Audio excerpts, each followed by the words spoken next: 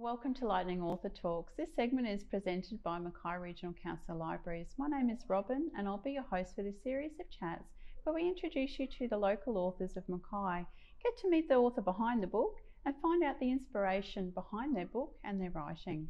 Before we begin, I would like to respectfully acknowledge the traditional custodians of the land, the Yuwi people, pay our respects to elders past and present and the young emerging leaders. We also extend our acknowledgement to all Aboriginal members of the Birri Nation. Joining us today are co-authors and co-workers, Peter Baxter and Connie Hemmans, the masterminds behind the book Frankie Goes to Kindergarten, and talented managers of celebrity Frankie the Frog. Oops, I didn't speak French, but he is French Bulldog Cross Pug. We're privileged to have Frankie join us also today as he takes a break away from his usual busy schedule at Walkerston C&K. We welcome all of you today, but it looks as if Frankie's had a very busy day and he's crashed out on the couch. This is his nap time. I'll leave the storytelling up to Connie and Peter and further enlightenment of Frankie.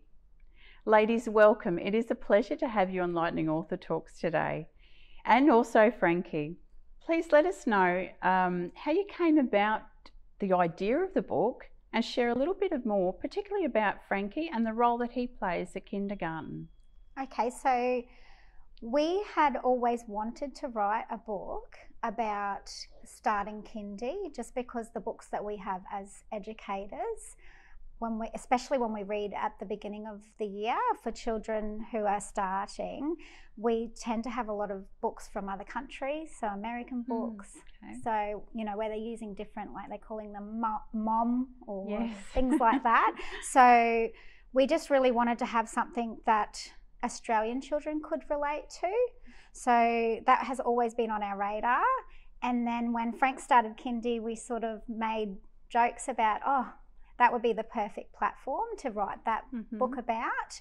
And then one of our parents then once suggested doing a book for an end of year Christmas present for the children. Wow. Moving on idea. And just to remember Frank and to remember kindy. So she did up some pictures and we wrote a little story, but it was just printed out at Harvey Norman. And then it was just so loved and talked about that we realised that we had something really special. Okay. And that, maybe this book that we've always wanted to do about starting kindy really could be something special.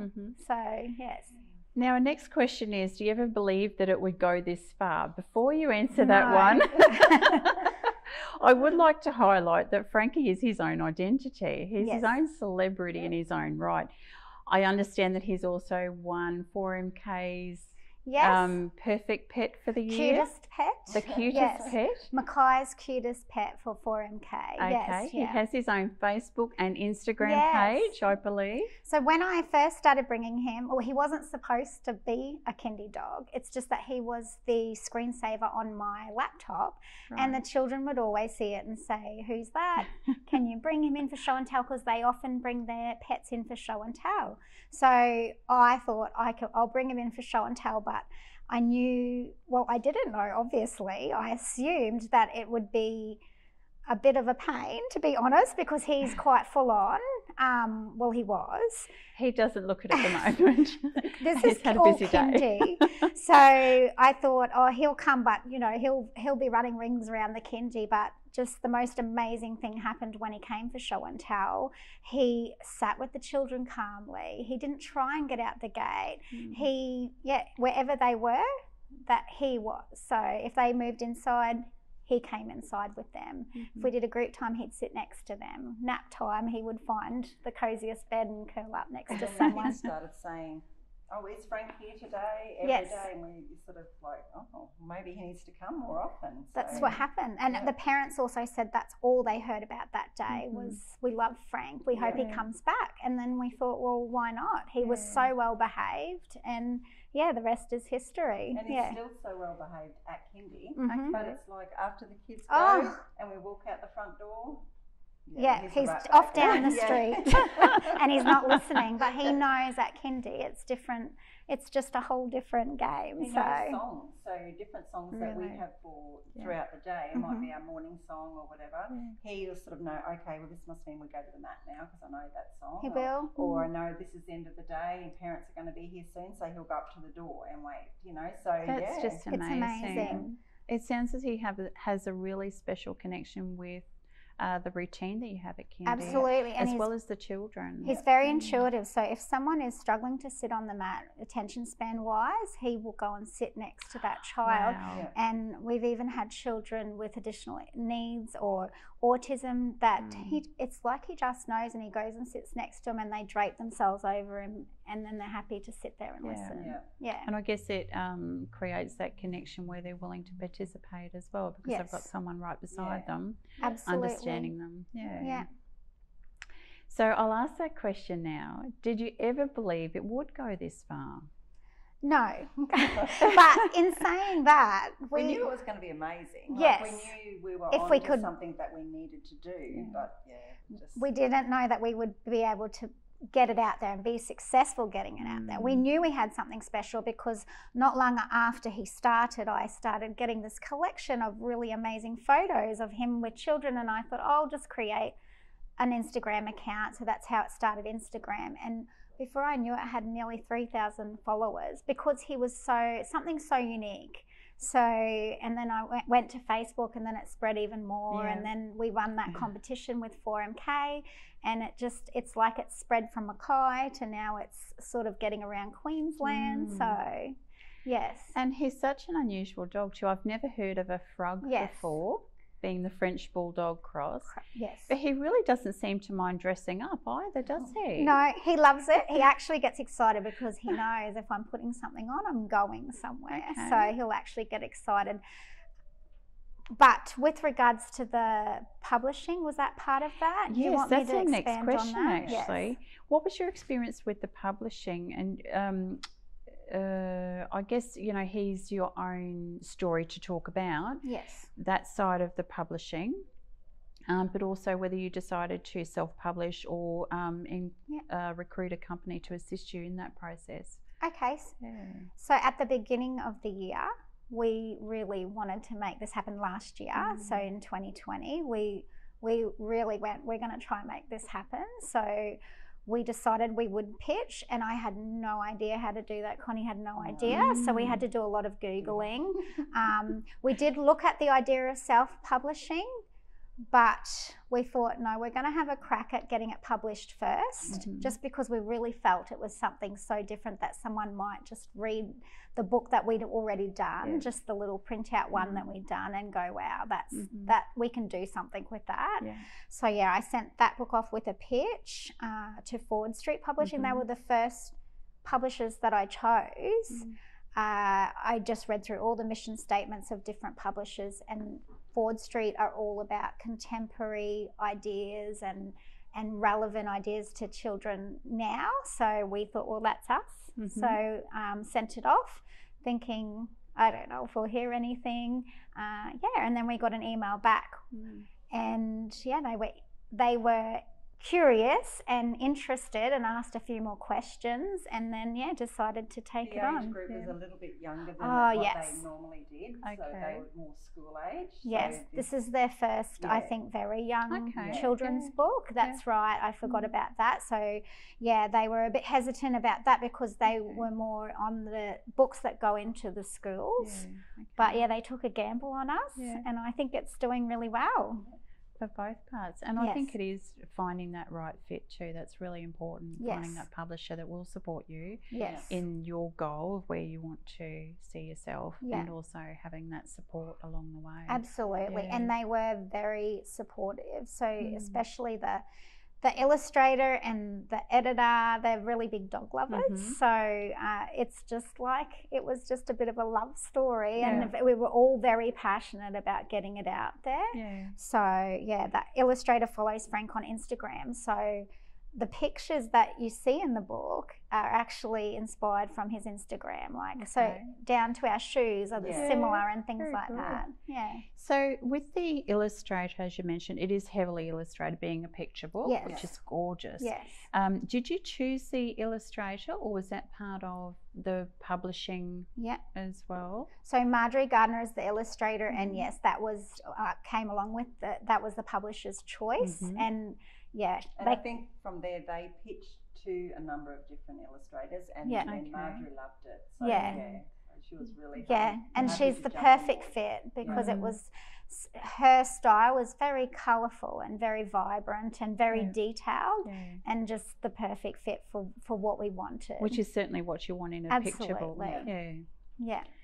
Now this book is about Frankie. Frankie Goes to Kindergarten. If books were written about yourselves, what would the title be? If there were to be a book written about us, wow, I think it would be like Diary of Kindergarten Teachers, because we just have so many things that happen every day, and some of it funny, some of it interesting, some of it challenging. I just think it would just be a really light-hearted book about teaching and being a part of the early childhood field. How long have both of you been in kindergarten teaching for? About 20 years each. So we haven't worked together for 20 years, but we've both been in that field for about 20 years. And the experience you would have gained along the way, and I really think that you've hit the target here in an earlier comment that you made, that there isn't much content on the age group of the book and the content of the book being Australian. That's as right. well. Well done, ladies. Yeah. What's the favourite place that you both enjoy writing?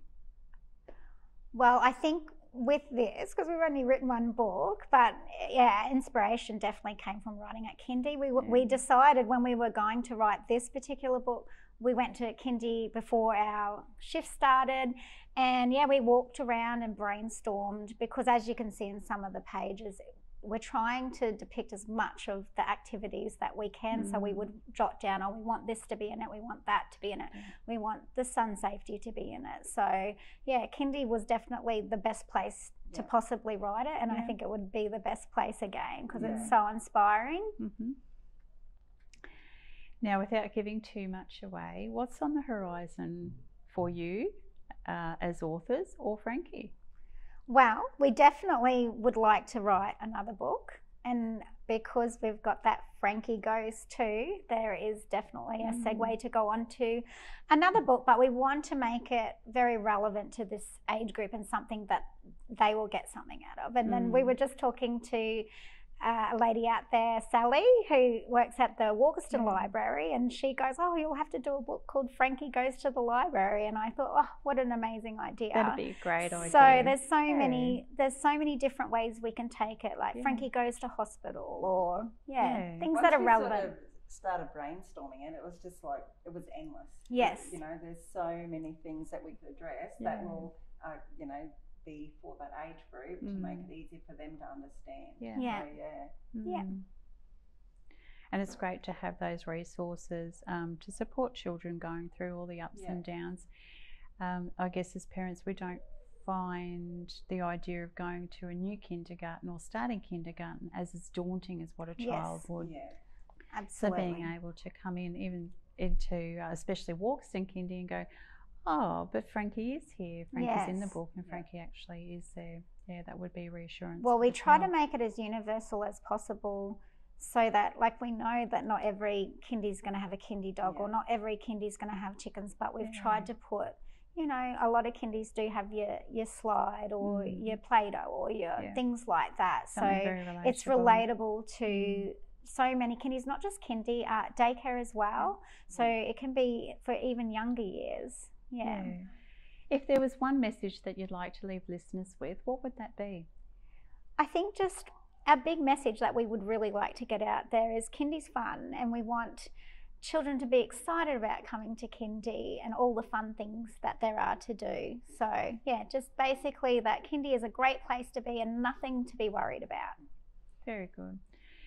Ladies, it's been an absolute pleasure to have you here and chat with on Lightning Author Talks. And Frankie too.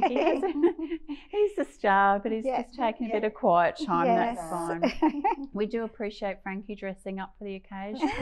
He looks mighty handsome there. That's his Doggy Dolly shirt. He's a dog model as well, a dog ambassador.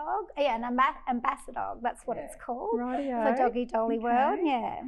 He's a man in many means, isn't he? Peter and Connie, thank you so much for joining us and talking with us at Lightning Author Talks. We wish you all the very best for the future. Thank you very much. Thank you.